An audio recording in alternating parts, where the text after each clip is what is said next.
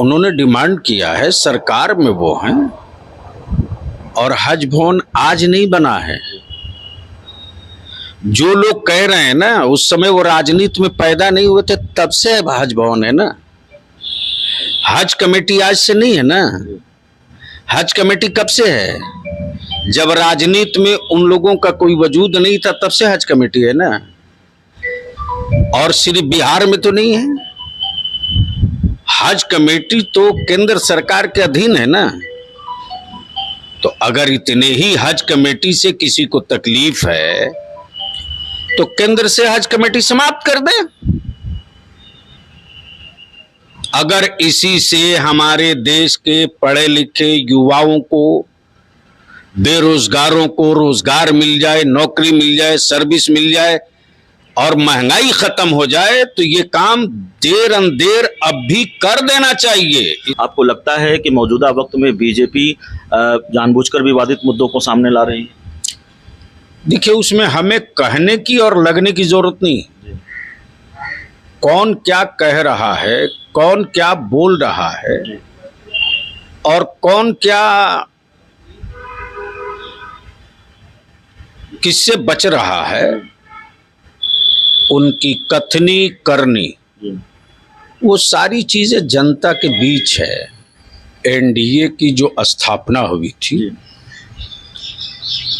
वो एजेंडे और एक थॉट के तहत हुई थी। और उस वक्त देश के सर्वमान्य नेता आदरणीय अटल बिहारी वाजपेयी जी और हमारी पार्टी के सीनियर लीडर सबके साझा और सामूहिक फैसले में जो चीजें थी वो थी कि हर वो विवादित मुद्दे जो किसी जात को, किसी धर्म को, किसी पंथ को, किसी समुदाय को आहत करता हो, वो एनडीए के एजेंडे से अलग रहेगा। और सदन के और एनडीए के नेता आदरणीय नीतीश कुमार जी हैं। सबको अपनी सीमा में रह करके जनता के कामों का निपटारा करना है। अगर यदि कोई बात थी तो मिलकर माननीय मुख्यमंत्री से, अपने निजी काम से रोज लोग मिलने का समय लेते हैं हमारे। नमस्कार, आप देख रहे हैं सिटी पोस्ट और मैं हूं अभिषेक मिश्रा। इस वक्त हमारे साथ जेडीयू के कद्दावर नेता पूर्व एमएलसी गुलाम रसूल बलियावी मौजूद हैं। और जाहिर तौर पर बिहार की सियासत का घटनाक्रम बहुत तेजी से बदल रहा है। उन बदलते घटनाक्रमों पर बात होगी। उन बदलते घटनाक्रमों की वजह से रोज जो नए सवाल हैं और खासकर जेडीयू बीजेपी के बीच जो कुछ भी चल रहा है उस पर भी बातचीत होगी। सर, सबसे पहले तो वक्त देने के लिए बहुत बहुत शुक्रिया आपका। इंटरव्यू की शुरुआत इस सवाल से करेंगे। आपकी पार्टी के बड़े नेता जेडीयू कोटे से मंत्री विजेंद्र यादव का एक बयान आया। उन्होंने कहा एनडीए गठबंधन में पहले वाली बात नहीं रही और जाहिर तौर पर बड़े आहत दिखी आपकी पार्टी, आहत दिखे आपकी पार्टी के नेता जिस तरह से बीजेपी की तरफ से बयानबाजियां हो रही हैं जेडीयू को लेकर।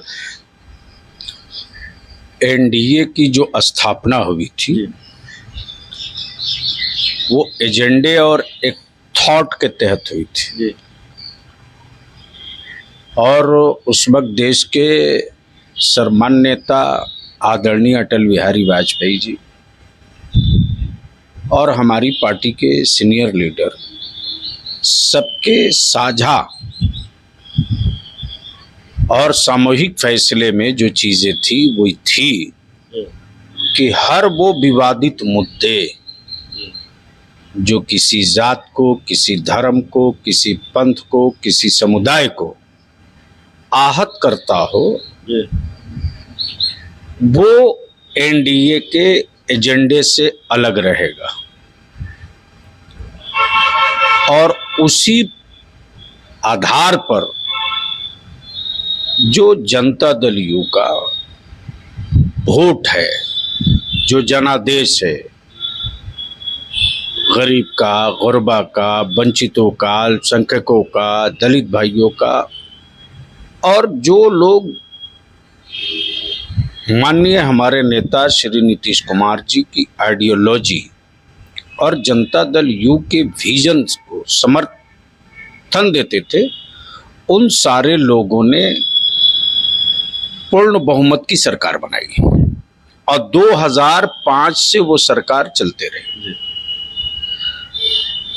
तो जाहिर सी बात है, जो मुद्दे विवादित हों, जो मुद्दे किसी को आहत करें, जिन मुद्दों से समाज में अविश्वास पैदा हो, उन मुद्दों को खारिज करके जो मुद्दे तय किए गए थे, उसमें था न्याय के साथ विकास, इंसाफ के साथ तरक्की, सभी तबके की तरक्की, सभी समुदाय की तरक्की, सभी इलाके की तरक्की, और उसको जिस मजबूती के साथ हमारे नेता ने और बिहार के माननीय मुख्यमंत्री नीतीश कुमार जी ने जमीन पर उतारा है, तो वोट नहीं देने वाला भी और विरोध करने वाला भी, यहाँ तक कि जो लोग विरोध करके सत्ता में और सदन में आए हैं, वो लोग भी इस बात को एक्सेप्ट करते हैं कि नीतीश कुमार ने बिहार को बदला है, समाजी समरसता के साथ बदला है, आपसी भाईचारे के साथ बदला है, और बदली हुई बिहार की तस्वीर को देखने के बाद ही आज जो पोजीशन है बिहार के डेवलपमेंट का, उसकी सही रिपोर्ट आपको मिल जाएगी वहां जहां से गाड़ियों का शोरूम है। गांव में अब खपड़ेल मकान ढूंढना पड़ता है। जाहिर सी बात है, जब तरक्की हुई तब लोगों ने घर भी बनाया, छत भी डाला। जिस गांव में बैलगाड़ी जाती थी, आज वहां इस गांव में स्कॉर्पियो खड़ी है, बोलेरो खड़ी है। तो जाहिर सी बात है, जब अमन चैन के साथ, लॉ एंड ऑर्डर के मेंटेन के साथ बिजली, पानी, सड़क, स्वास्थ्य पर जब काम हुआ है और बिहार बदला है, तो ये अद्भुत चीज देखने के बाद लोगों के अंदर का जो विश्वास बाहर आया, उस विश्वास को डेवलप का एक मॉडल मान लिया गया है। आपको लगता है कि बीजेपी, आपने कहा कि विवादित मुद्दों को अलग रखा जाएगा, इस दोस्ती में ये बातें तय हुई थी अटल बिहारी वाजपेयी के ज़माने में, आपको लगता है कि मौजूदा वक्त में बीजेपी जानबूझकर विवादित मुद्दों को सामने ला रही है? देखिए, उसमें हमें कहने की और लगने की जरूरत नहीं। कौन क्या कह रहा है, कौन क्या बोल रहा है और कौन क्या किससे बच रहा है, उनकी कथनी करनी, वो सारी चीजें जनता के बीच है। और हर वो बात अगर मैं किसी भी फोरम पर असंवैधानिक, असंसदीय कोई बात रखूं, तो जाहिर सी बात है, हमारी कथनी को, हमारी बातों को केवल हम ही से जोड़कर नहीं देखा जाएगा, हम जिस दल में है उससे भी जोड़कर देखा जाएगा, जिस नेता के नेतृत्व में है उससे भी जोड़कर देखा जाएगा। आज तक कोई माई का लाल ये नहीं कह सकता है कि माननीय श्री नीतीश कुमार जी के नेतृत्व में काम करने वाला जनता दल यू का छोटा वर्कर से लेकर बड़ा लीडर तक कोई ऐसी बात करे जो किसी को आहत पहुंचाए, नहीं मिलेगा। बीजेपी वाले कर रहे हैं। अब हम तो नहीं कह सकते कि कौन क्या कर रहा है, लेकिन ये जरूर है कि हम क्या कर रहे हैं वो देश और समाज सब देख रहा। बलियावी साहब, क्या आपको ये लगता है, क्या जेडीयू ये महसूस करती है कि अटल बिहारी वाजपेयी के ज़माने में जो गठबंधन था वो ज़्यादा सहज था बीजेपी के साथ, मौजूदा वक्त में है वो उस तरह सहजता उस तरह की नहीं है? अगर उस ट्रैक पर होता तो हमको लगता है कि फिर इस तरह की ये बातें नहीं होती। हाँ, मैं याद दिलाऊं, 2005 में हमारे नेता माननीय श्री नीतीश कुमार जी को देश के सर्वमान्य नेता आदरणीय अटल बिहारी वाजपेयी जी ने क्या कहा था? यही कहा था ना, अब की बार नीतीश कुमार, अब की बार नीतीश कुमार। तो गोया आदरणीय अटल जी खूब बढ़िया से परखे हुए थे, समझे हुए थे। मंत्रालय में केंद्रीय मंत्री के रूप में, रेल मंत्री के रूप में, कृषि मंत्री के रूप में, सांसद के रूप में हमारे नेता को सदन ने भी, पार्टी ने भी, पक्ष ने भी, विपक्ष ने भी देख और समझ लिया था कि आने वाले दिनों में देश के भविष्य का नाम नीतीश कुमार है।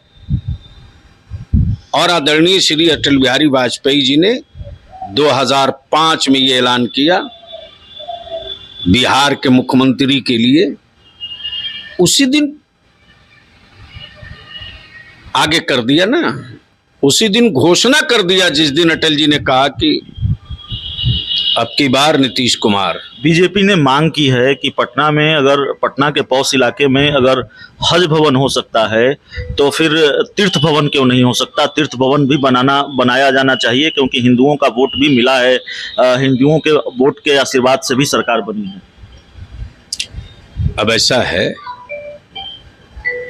कि हर बात हर एक को कहने का हक है और कहते रहना चाहिए। उन्होंने डिमांड किया है, सरकार में वो हैं, और हज भवन आज नहीं बना है। जो लोग कह रहे हैं ना, उस समय वो राजनीति में पैदा नहीं हुए थे, तब से हज भवन है ना। हज कमेटी आज से नहीं है ना। हज कमेटी कब से है? जब राजनीति में उन लोगों का कोई वजूद नहीं था, तब से हज कमेटी है ना। और सिर्फ बिहार में तो नहीं है। हज कमेटी तो केंद्र सरकार के अधीन है ना। तो अगर इतने ही हज कमेटी से किसी को तकलीफ है तो केंद्र से हज कमेटी समाप्त कर दे। अगर इसी से हमारे देश के पढ़े लिखे युवाओं को, बेरोजगारों को रोजगार मिल जाए, नौकरी मिल जाए, सर्विस मिल जाए और महंगाई खत्म हो जाए, तो ये काम देर अंधेर अब भी कर देना चाहिए। इसका कोई भी मुसलमान विरोध नहीं करेगा। एक बड़ा शोर शराबा है अग्निपथ को लेकर, अग्निवीर को लेकर, और उसमें जाति का कॉलम क्यों? आपकी पार्टी ने ये सवाल उठाया है। मेरी पार्टी से आदरणीय राष्ट्रीय अध्यक्ष सदन नेता ललन बाबू ने स्पष्ट, सेना है, सेना सुरक्षित है तो जनता चैन की नींद सोती है। और हमारी पार्टी ने, हमारे नेतृत्व ने, हमारे राष्ट्रीय अध्यक्ष ने साफ साफ कर दिया कि जो चीजें और जो कॉलम युवाओं को सेना में जाने में रुकावट है, उसको खत्म कीजिए, उस पर विचार कीजिए। तो जो क्षमता जनता दल यू के पास सदन में है, उस क्षमता के अनुसार राष्ट्रीय अध्यक्ष ने, पार्टी ने अपनी बात जनहित में, युवा हित में, सेना हित में, देश हित में, सुरक्षा हित में रख दिया। मानना ना मानना उन लोगों का काम है जिनके हाथ में पावर है। बिहार में बीजेपी कोटे से मंत्री हैं रामसूरत राय, वो ये कह देते हैं कि अगर स्वतंत्र रूप से काम न करने दिया जाए तो फिर विभाग चलाने से क्या फायदा है, मैं जनता दरबार नहीं लगाऊंगा। ये कोऑर्डिनेशन है जेडीयू बीजेपी के बीच। ऐसा है कि नियम और कानून सबके लिए है।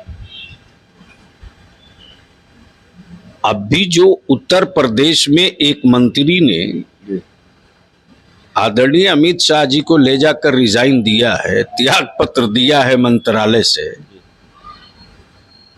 काहे दिया है? उस पर भी कुछ बोलना चाहिए ना। सरकार, कैबिनेट नियम और कानून से चलता है ना। नियम और कानून से बंधी हुई सिर्फ जनता ही नहीं रहेगी। ये नीतीश कुमार जी का राज है और सदन के और एनडीए के नेता आदरणीय नीतीश कुमार जी हैं। सबको अपनी सीमा में रह करके जनता के कामों का निपटारा करना है। अगर यदि कोई बात थी तो मिलकर माननीय मुख्यमंत्री से, अपने निजी काम से रोज लोग मिलने का समय लेते हैं, हमारे नेता मिलते भी हैं, तो सरकारी काम से मिलकर बात कर लेनी चाहिए थी ना। एक जो